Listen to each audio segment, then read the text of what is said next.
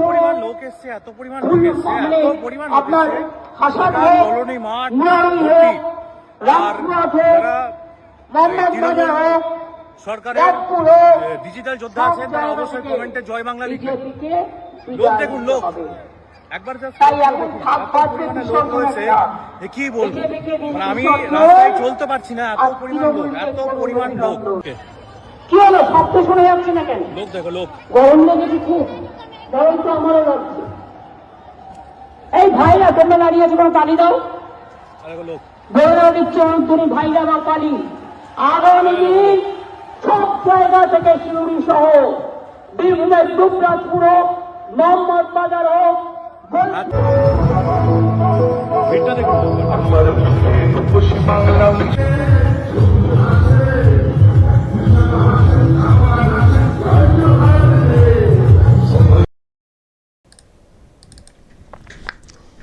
কি যেন মানে বলেন কি, দাও হাত তালি, সব খালি হবে নাকি কি একটা বলা হয় না? তো কে খালি হবে? টিএমসি খালি হয়ে যাচ্ছে। দাউতালি ভাইরা, দাউতালি বিজেপি হবে খালি না কি একটা বলা হয় না? এখানেও বলার চেষ্টা হয়েছিল, কিন্তু এ তো দেখছি টিএমসি খালি। লোক কোথায়, লোক কোথায়? দর্শক, আমি আজকে দুপুরেই একটা ভিডিও করেছি সিউড়িতে এই মমতা ব্যানার্জির সভাকে ঘিরে। আমি সামনে থেকে ছবিটা যেটা পেয়েছিলাম দেখিয়েছি, কিন্তু আমি সেখানে বলেছিলাম এ তো সামনে থেকে দেখছি, তাতেই তো যা বুঝতে পারছি পেছনে লোক নেই। আমি তখন বলেছিলাম যে পেছন থেকে যদি একটা ছবি করা হতো তাহলে হয়তো আমরা আরও পরিষ্কার বুঝতে পারতাম যে কি অবস্থা এই সভার। তো দেখছি বাস কেউ না কেউ তুলে পাঠিয়েছেন, কেউ না কেউ তুলে সোশ্যাল মিডিয়াতে ছেড়েছেন এবং আমার কাছে চলে এসছে। তো দেখুন মমতা ব্যানার্জির যে সভা হয়েছে, প্রচার সভা, দেখুন কি অবস্থা লোকজনের। কোথায় লোকজন, হ্যাঁ কোথায় লোকজন? আর আমি তো দেখাচ্ছি মোদি এবং শাহের যে প্রোগ্রামগুলো হচ্ছে কলকাতায়, সেখানে কি লোক হচ্ছে। আমি আগের যে ভিডিওটা দেখিয়েছি এবং কালকেও দেখিয়েছি, দেখবেন কি লোক হচ্ছে মোদি এবং শাহের যে সভাগুলো হচ্ছে। কালকে যোগী আদিত্যনাথ এসছিলেন কাঁথিতে, সেখানে কি লোক হয়েছে। বাংলার যারা আছেন শুভেন্দু অধিকারী থেকে শুরু করে আরও অনেক নেতা, তাদের সভাতে কী লোক হচ্ছে। আর মমতা ব্যানার্জি, মানে ওনার কাছে কেউ নেই, গোটা দেশের নেত্রী, বিরাট ব্যাপার, বিরাট ক্রেজ, সবাই ভরসা করেন, তো তার সভাতে লোক কোথায়? গরম তো সব জায়গাতেই আছে, নাকি শুধু মমতা ব্যানার্জির সভাতে গরম পড়েছে লোক আসছে না? গরম তো মোদির সভাতেও আছে, শাহের সভাতেও আছে, তো সেখানে এত লোক হচ্ছে কি করে? আর মমতা ব্যানার্জির সভাতে এরকম কেন লোক, কেন খাঁকা করছে? তো আবার শেষের দিকে ওই আদিবাসী মানে গান নাচ এইসব করা হচ্ছে, ভাবছেন যে এইসব দেখি আদিবাসী ভোটও পেয়ে যাব। কিছুই লাভ নেই, সব ফাঁকা। মমতা ব্যানার্জির সভা ফাঁকা। ওই লক্ষ্মীর ভাণ্ডার বাড়িয়েছি, যুবসাথী বাড়িয়েছি, মানে ভেবেছেন যে একেবারে উপচে পড়বে, সেই জন্যই দেখছেন তো মমতা ব্যানার্জির চোখ মুখের কী অবস্থা, কীরকম সব খ্যাক করছেন, মানে কোনো মাথার ঠিক নেই। ঠিক থাকবে কি করে যে এত করছি, এত বলছি, আর এত মানে তাও লোক নেই, এত ফাঁকা? এইসব দেখে শুনে ওনার এই অবস্থা চিত্র বলে দিচ্ছে টিএমসি হারছে। ওই মুসলিম ভোট কিছু নানান সব কৌশল করে নিজেদের অধীনে রাখার চেষ্টা হচ্ছে, বিজেপির প্রতি ভয় দেখিয়ে, ব্যাস ওইটুকুই, বাকি সমর্থন কিন্তু নেই। আর যে সংকল্পপত্র প্রকাশ করেছে বিজেপি, আমি তো বলবো বিজেপির থেকে তৃণমূল কংগ্রেসই সেটাকে বেশি করে প্রচার করে দিচ্ছে, যে ওরা বলছে 3000 দেবো লক্ষ্মীর ভাণ্ডার, ওরা অন্য জায়গায় দিয়েছে। হয়তো যারা জানতেন না যে বিজেপি 3000 ঘোষণা করেছে তারাও জেনে যাচ্ছেন। ওরা বলছে যুবসাথী মানে বেকারদের 3000 টাকা করে দেবো, আমরা 1500 দিচ্ছি, ওরা অন্য কোথাও দিয়েছে, মানুষ ওনাদের মুখ থেকে জেনে যাচ্ছেন। আসলে নিজেদেরও ঠিক নেই, মানে ওনারা নেগেটিভ একটা প্রচার করতে যাচ্ছিলেন, কিন্তু আবার সেটা বিজেপির পক্ষে পজিটিভ হয়ে যাচ্ছে, মানুষের কানে কানে পৌঁছে যাচ্ছে। ফলে আগে যারা আসছিলেন সভাতে, এখন আর তারাও আসছে না। ধর এ তো উল্টে দেওয়াই ভালো। যারা ধরুন ভাতা পছন্দ করেন তারা ভাবছেন, দেখুন এনাদের সভাতে কারা আসেন? ওই ভাতাভোগীরা আসেন। তো ভাতা যারা চান, তো তাদের জন্য তো ওখানে বিগ অফার, তাহলে এখানে রেখে কী লাভ? উল্টে দেয় ভালো। আর সেই সঙ্গে আমি আবারও বলছি, ভাতার ব্যাপারটা যেমন বিজেপি বলেছে, তেমনি একটা রাজ্যের স্থায়ী সমাধান, পরিকাঠামো তৈরি করা, চাকরি বাকরি, শিক্ষা দীক্ষা, সব কিছুর বিষয়ে কিন্তু সুন্দর একটা রূপরেখা দিয়েছে বিজেপি। যারা এই দেখেননি সংকল্প, আমি ভিডিও করেছি, একটু তাদেরকে দেখিয়ে দেবেন শেয়ার করে, আর এগুলো বলে দেবেন যে বলছেন ভাতা তো বিজেপি বেশি দেবে, তাহলে টিএমসিকে ভোটটা আপনারা কেন দেবেন? আর শুধু ভাতা না, ভাতা নির্ভর হয়ে থাকতে হবে না। যে ব্যবস্থাপনা বিজেপি করতে চাইছে, স্থায়ী পরিকাঠামো তৈরির ব্যবস্থা, সব বলেছে সংকল্পপত্রে।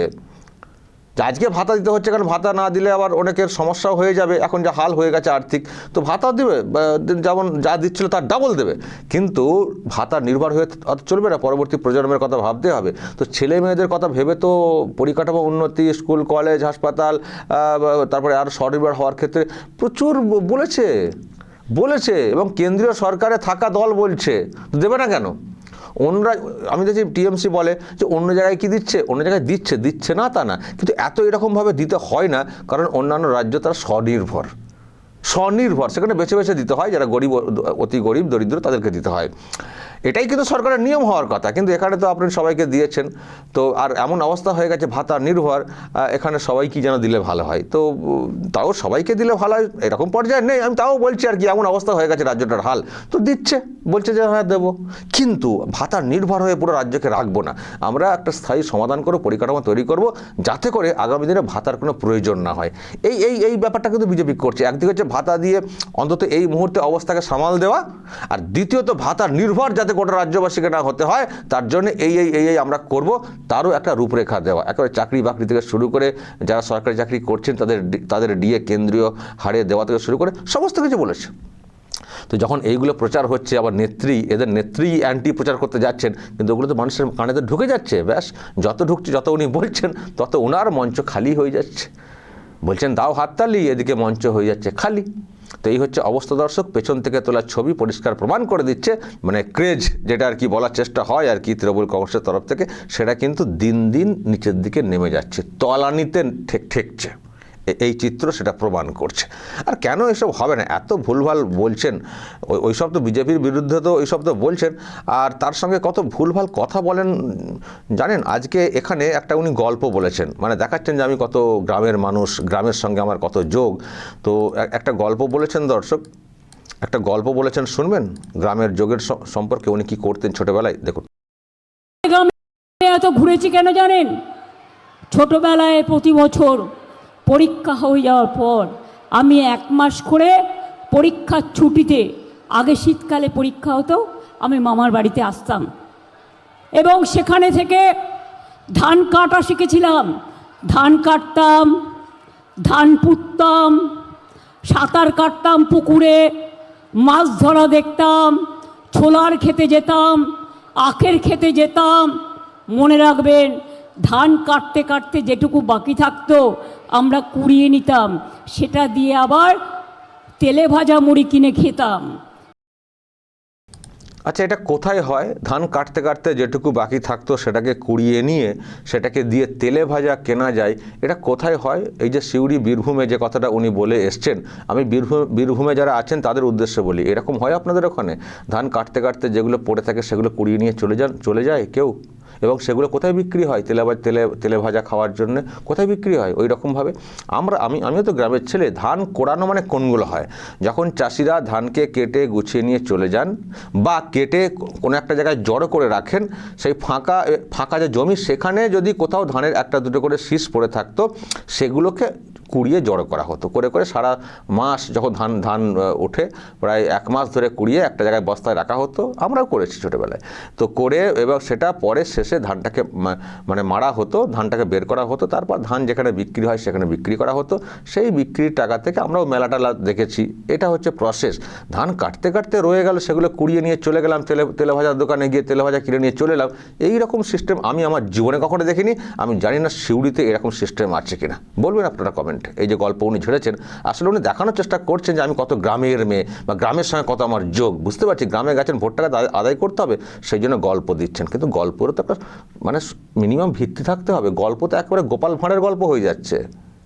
হ্যাঁ, এই করতাম সেই করতাম বলে এমন গল্প শোনাচ্ছেন। তো এইরকম গোপাল ভাঁড়ের গল্প মানে যেখানে বলছেন, সেখানে তো সেখানকার লোকজন তো সব এসছেন, যারা সত্যি ধানের এতে কাজ করে তারা তো এসছেন। তো তারা শুনে দেন, সে বুঝতে পারছেন দিদি তো বিরাট টুপি পরানোর চেষ্টা করছেন বা বিরাট ভুলভাল বলে আমাদেরকে বোঝানোর চেষ্টা করছেন। তো এইসব দেখে শুনেই না, এবং আমরাও দেবেন কিছু বিষয় সামনে আনছি, এইসব দেখে শুনেই এখন আর ওনার সভাতে কেউ যেতে চাইছেন না। আগে অনেক জোর জবরদস্তি করে নিয়ে যাওয়া হতো, যেতে হবে অমুক তমক। এখন তো ভোট এগিয়ে চলে এসছে, এখন তো কমিশনের একটা ব্যাপার আছে, ফলে এখন আর বেশি জোর জবরদস্তি তো করাও যাবে না। আর হয়তো এটাও মানুষ বুঝছেন কি দরকার বাবা, পরিবর্তনের তো মানে ইঙ্গিত পাচ্ছি, পরিবর্তন হয়ে যাবে, কেন ফালতু যেতে যাব, হয়তো সেই সব কারণেই আর ঘেঁষছেন না, মানুষও ধরে নিয়েছেন পরিবর্তন নিশ্চিত। সেই জন্যে এইরকম দৃশ্য, আর যত এরকম দৃশ্য হচ্ছে তত উনি আরও ভুলভাল বকে যাচ্ছেন। মাস খাওয়া যায় না বিজেপি শাসিত রাজ্যে, টাকা ফেরত নিয়ে নিচ্ছে বিজেপি শাসিত রাজ্যে। আমি সব একটা করে পর্দা ফাঁস করছি, আরও ফাঁস করব। নজর রাখবেন আরামবাগ টিভিতে, যত ভুলভাল বলবেন সেই ভুলগুলো ধরিয়ে একেবারে প্রকাশ্যে আনবো। আর আমি জানি যত এসব প্রকাশ্যে আনবো তত এরকম ময়দান খালি হবে।